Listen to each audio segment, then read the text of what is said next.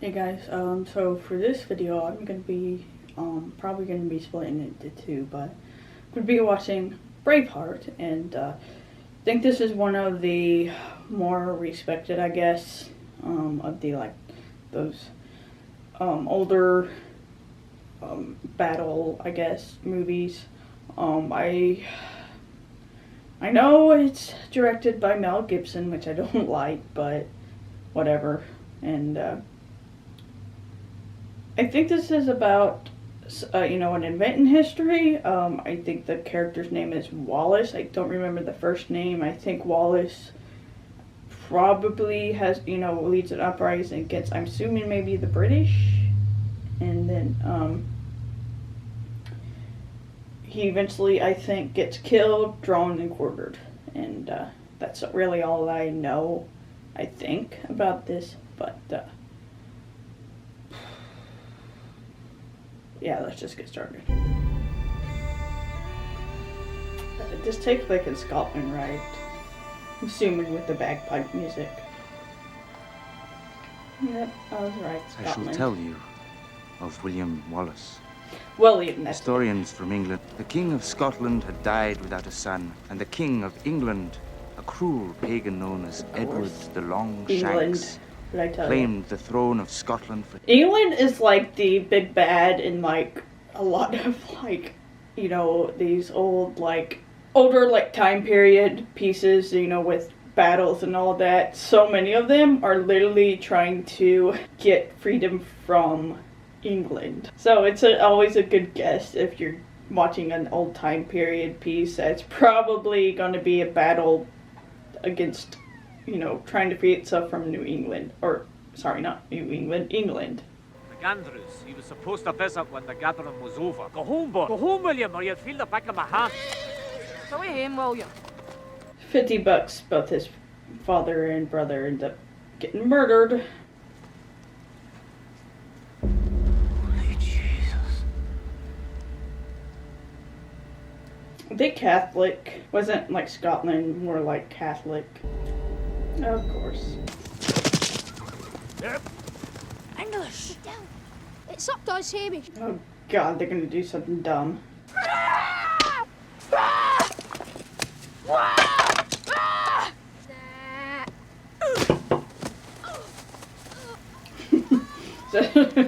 That's supposed to be their fight or playing, is just punching each other.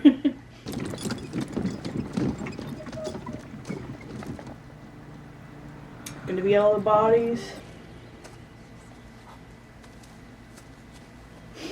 So is he just gonna raise himself, or is someone gonna take him in? Assuming that's gonna be his eventual love interest.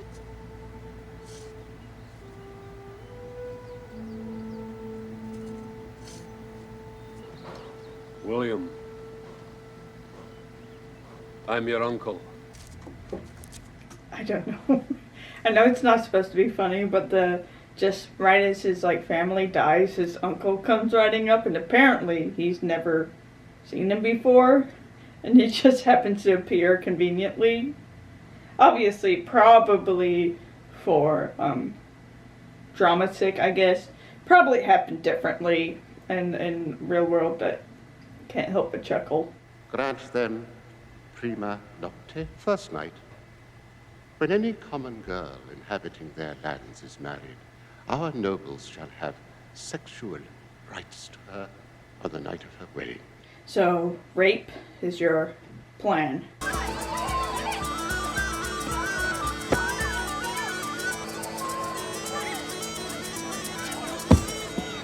Are we gonna do this whole fighting for the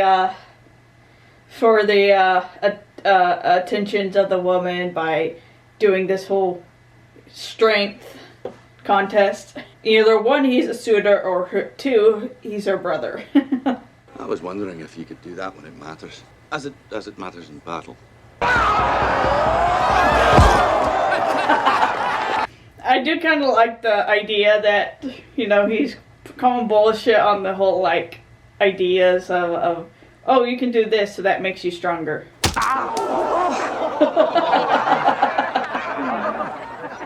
It's like the whole David and Goliath thing, isn't it? That's good to see you again. Welcome home. Is that the kid from when he was a child, the one who punched him? Come to claim the right of prima nocta.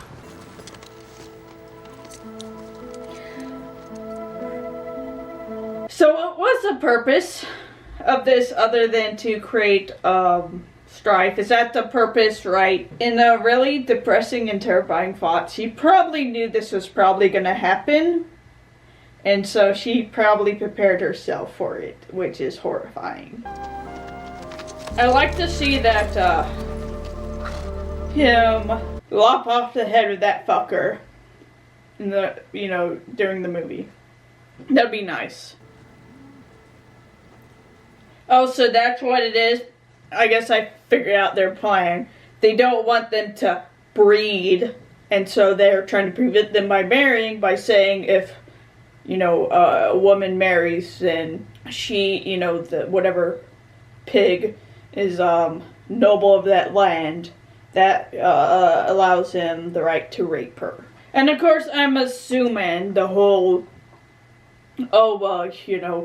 they won't have sexual relations until they get married, because otherwise they'll be punished for having sexual relations outside of marriage.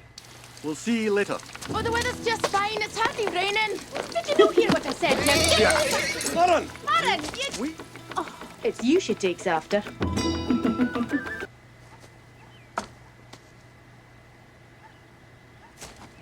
Okay, I at first I thought this was just, coincidence, but it's obvious that he's doing the whole, all the dating tropes. Does he know the father know that they don't have the blessing of the father? Is he a rogue priest? I will love you my whole life. Nah, I get the feeling that it's going to be a pretty short life in this movie.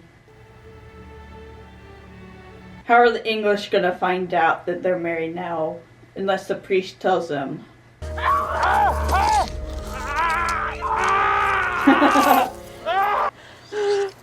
Unfortunately, I know that these fuckers will probably end up winning because England is trash.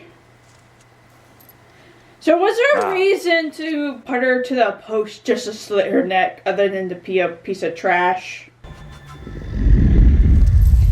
He didn't come in here without some sort of plan. Because they kept emphasizing how use brains instead of brawn. Yep. I was waiting for a plan. They had nunchucks during that time period. The nice thing is that they don't actually, at least I don't think they had guns or anything like that, so it's going to be like one-on-one skill as opposed to, far range, like fighting. Except for like bows and arrows and stuff like that. Some archers on the tower, now! Yeah, that's what I was thinking. The only thing that they're going to use guard, the English as a shield. At least the old man is still spry. Gonna slit his throat. So I'm assuming he saw his love get her throat slit as well. Let him go!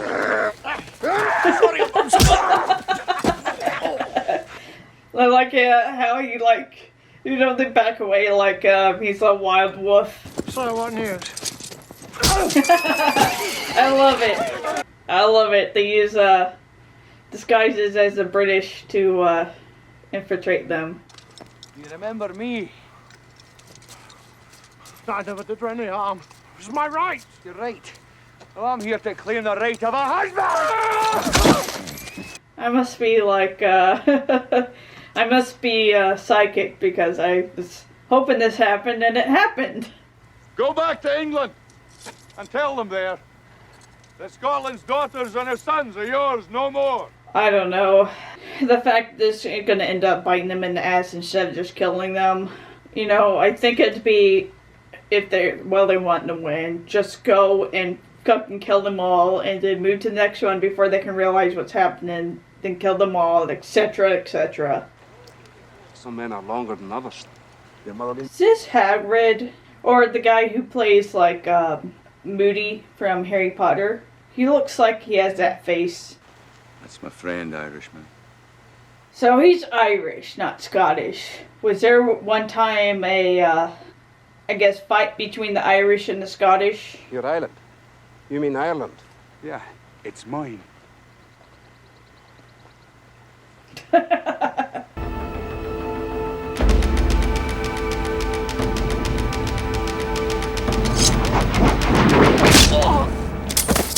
So they were, one of them was a traitor.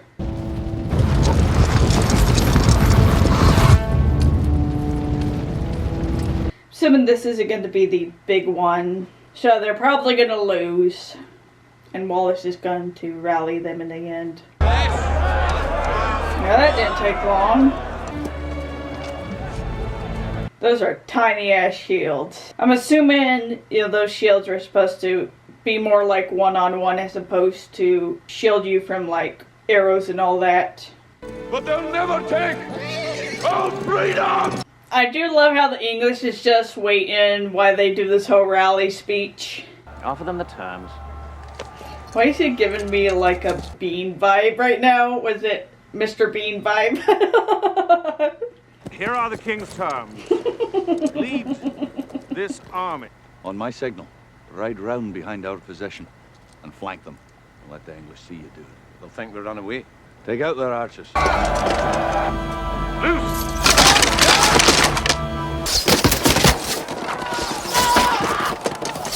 So what was the point of that? I thought they were supposed to go around, make them think they're surrendering. Or is that the point? You know, they had to make it more realistic by having them like do a first volley or whatever, and then have them look like they're running and then, you know, take out the archers.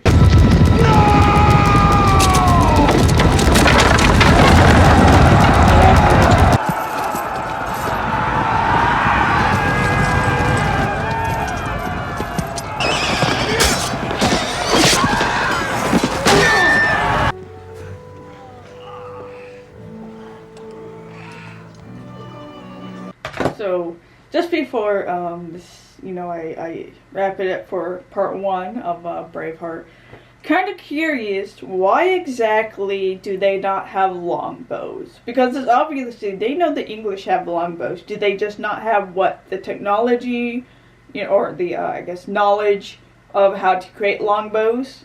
Or is it they just don't have the resources? Just curious why they don't have longbows, why they don't have like the bigger shields that would protect it against archers. So I'm kind of curious if that is like, you know, historically accurate, or if this is just, well, you know, it's more for drama's sake. So I was kind of curious about that while watching this. So yeah, I'm gonna wrap it up for part 1 since it's like halfway through. And I'll see you in part 2.